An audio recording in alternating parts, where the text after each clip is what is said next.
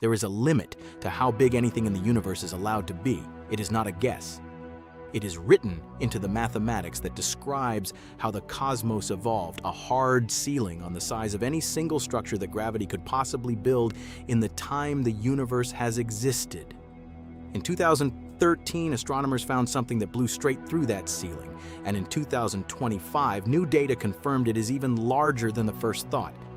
It is called the Hercules-Corona Borealis Great Wall, and it stretches across roughly 10 billion light-years of space. To understand why that number is a genuine problem, you need to understand the rule it breaks. Cosmologists rely on something called the cosmological principle, the assumption that if you zoom out far enough, the universe looks roughly the same in every direction. No clumps too large, no region too empty, everything smoothed out evenly on the biggest scales. That principle is not a minor detail. It sits underneath nearly every major model of how the universe evolved, and it comes with a specific number attached. According to the physics of how matter had time to clump together since the Big Bang, no single gravitationally bound structure should be larger than about 1.2 billion light-years across. Build something bigger than that, and gravity simply has not had enough time to pull it together. The Hercules-Corona Borealis Great Wall is roughly 8 times larger than that limit. It was found almost by accident through an unusual method. Rather than mapping galaxies directly, astronomers tracked the positions of gamma-ray bursts, some of the most violent explosions in the universe, produced when massive stars collapse or when 2 neutron stars collide. These bursts are so bright they can briefly outshine an entire galaxy. And because they mark where massive stars have lived and died, their locations trace out where matter is dense enough to have formed such stars in the first place.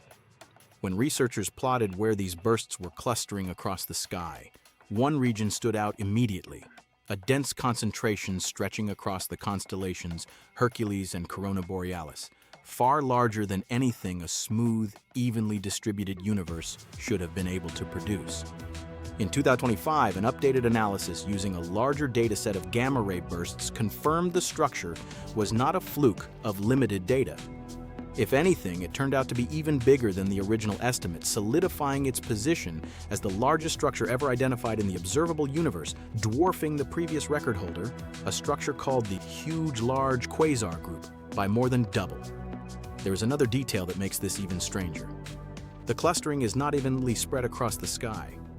It is dramatically more pronounced in the northern half of the sky than the southern half, an asymmetry that has no obvious explanation, and one that adds an extra layer of tension to an already uncomfortable discovery.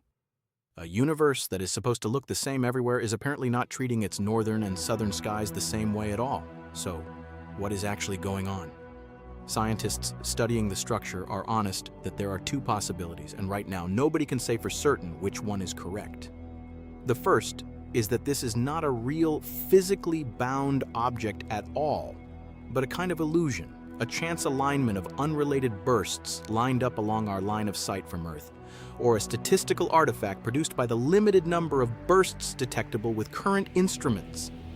The second, more unsettling possibility is that it is exactly what it appears to be, a genuine, gravitationally connected structure that should not have had time to form, which would mean either our understanding of how structure builds in the universe is missing something important, or the cosmological principle itself, one of the foundational assumptions of modern cosmology, needs to be revised. One of the astronomers behind the discovery put it simply: the jury is still out on what it all means. What is not in dispute is the scale of the challenge.